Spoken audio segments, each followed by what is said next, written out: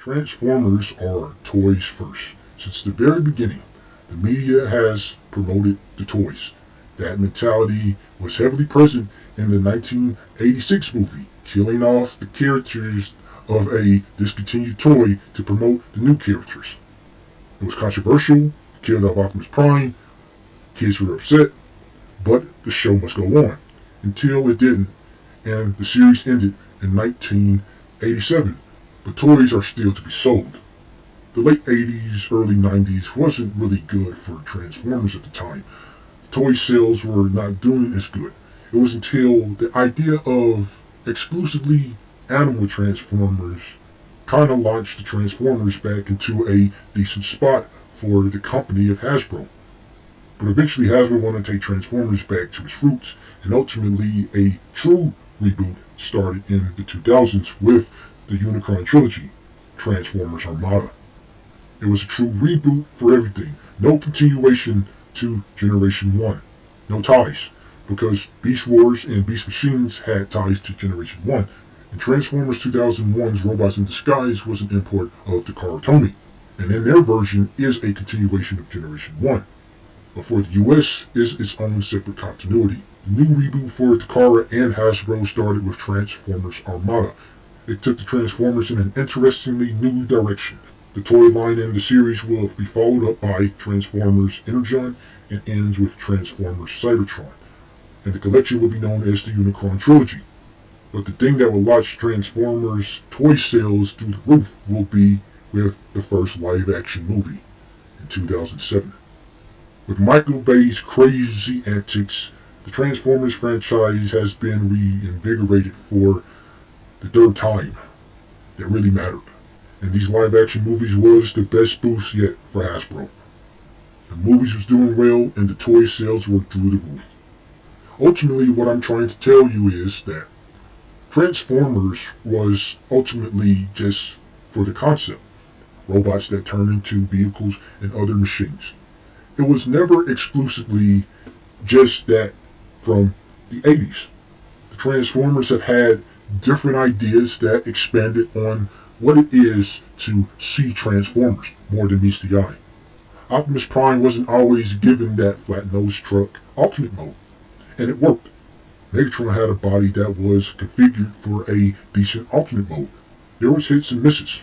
Then you had the later part of the decade, 2000s, with Transformers Animated, a different interpretation of Optimus Prime not being the leader of the Autobots. This series was a spin on Generation 1, but it was so unique that it sticks out.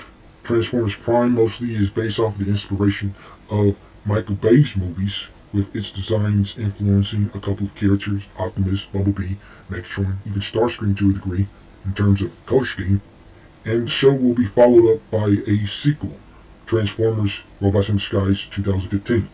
But afterwards, everything after Robots in Disguise 2015 became too heavily adjacent to Generation 1.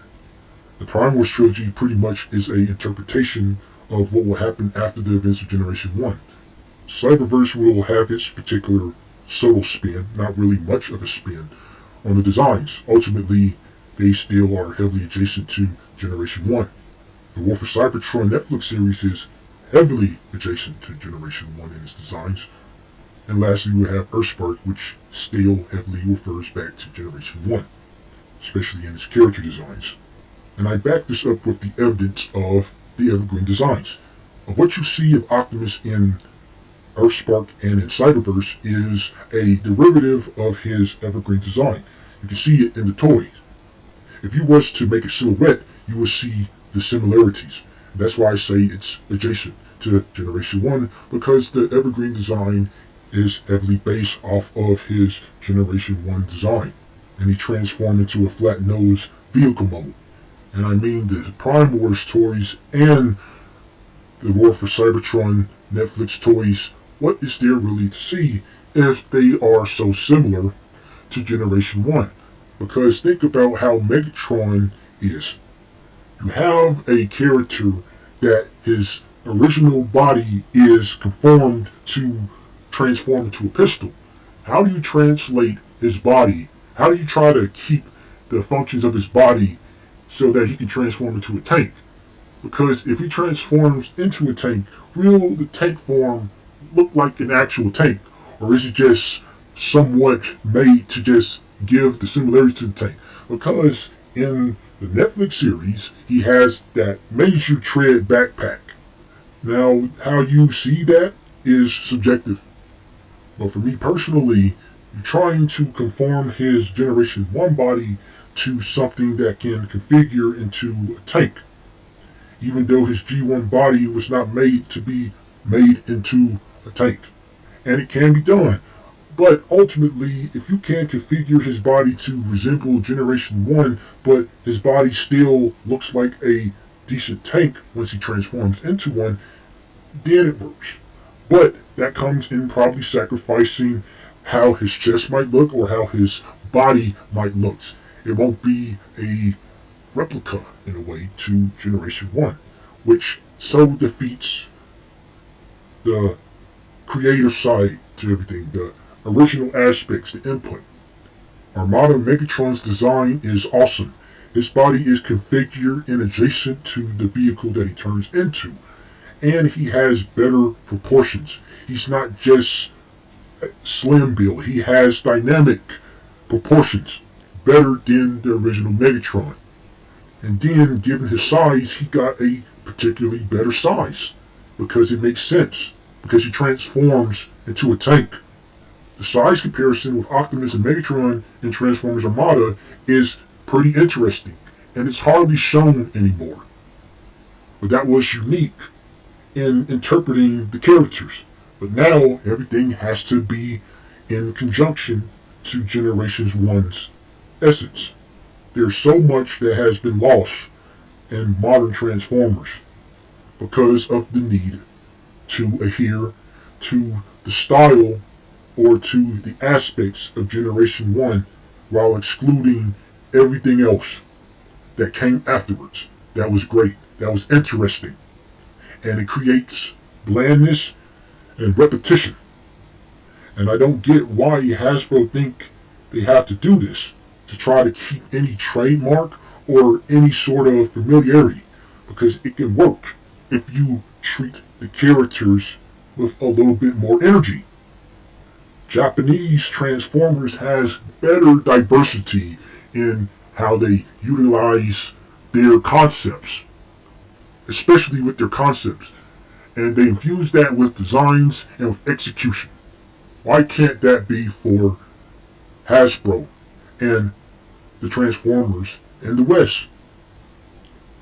This is the penalty of G1 loyalism, and these G1 fans think that you have to constantly apply of the greatness of G1 to everything else. They like that. And just buying the same old Optimus Prime toy of an outdated vehicle mode. And that's all that is to him.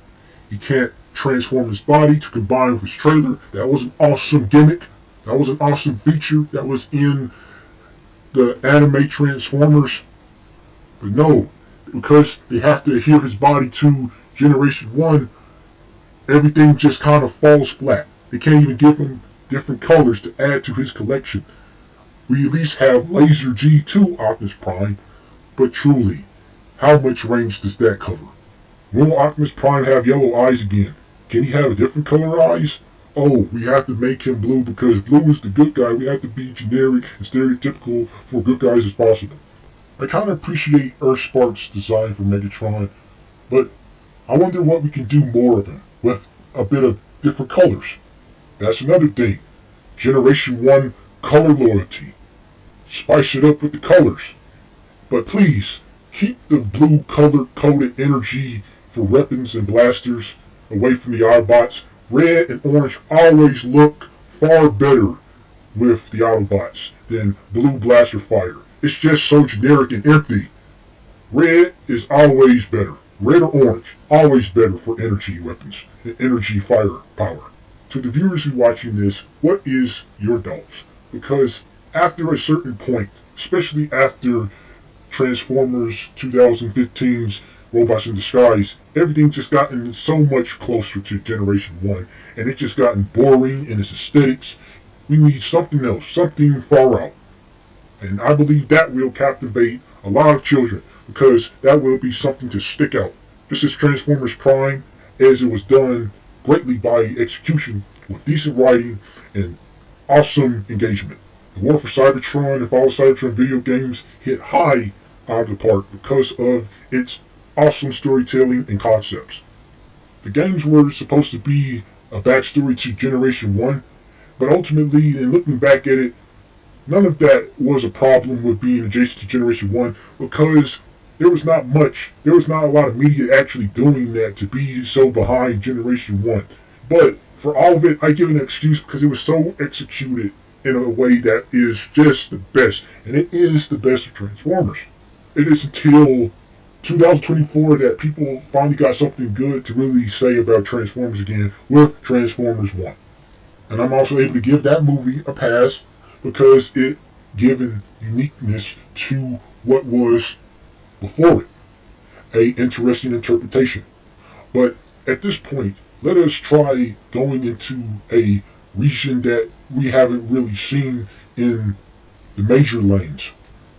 Hopefully Transformers Cyberworld can give new insight to what it means to be in the Transformers universe. And we can finally throw away those bland, simple Transformers evergreen designs. The silhouette can be seen on Cyberverse. Evergreen can be seen on Earthspark. If you look at Optimus Prime design, his silhouette is no different than Transformers Cyberverse. Same for Bumblebee. It's the same daggone design. What's up with that? Why is even Shockwave's evergreen design present in Transformers 1?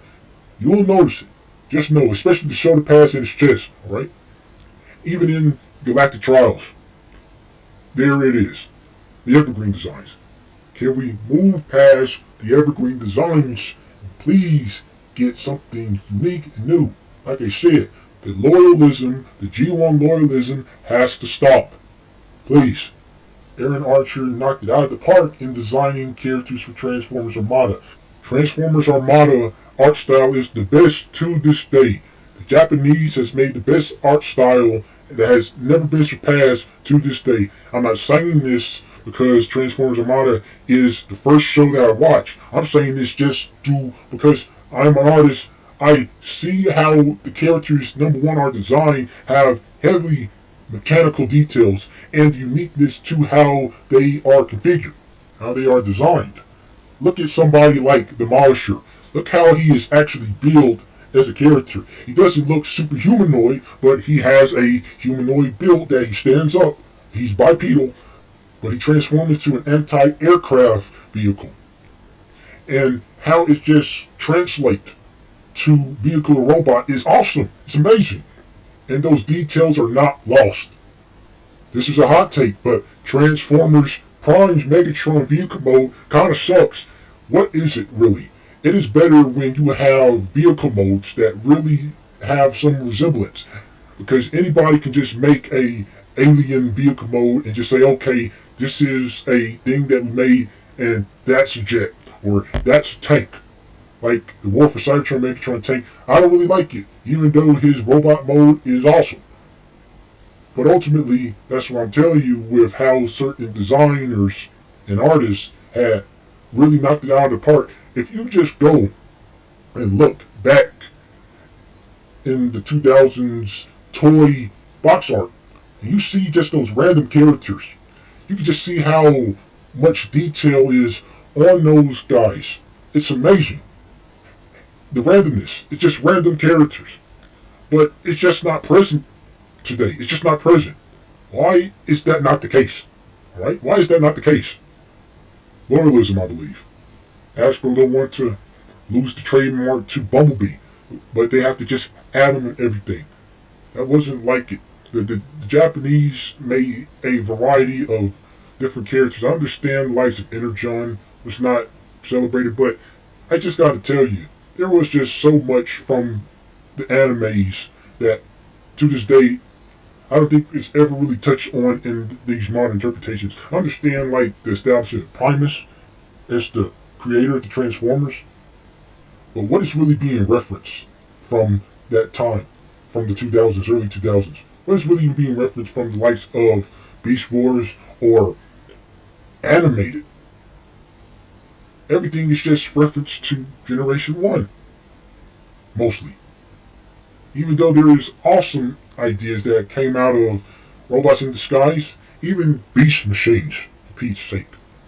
Power linking, that isn't brought up again like that. You can do combiners, but power linking, no. You couldn't even call it that in the Bayverse. That's all I have to rant about. This is Lights 1 to 6 saying to all of one.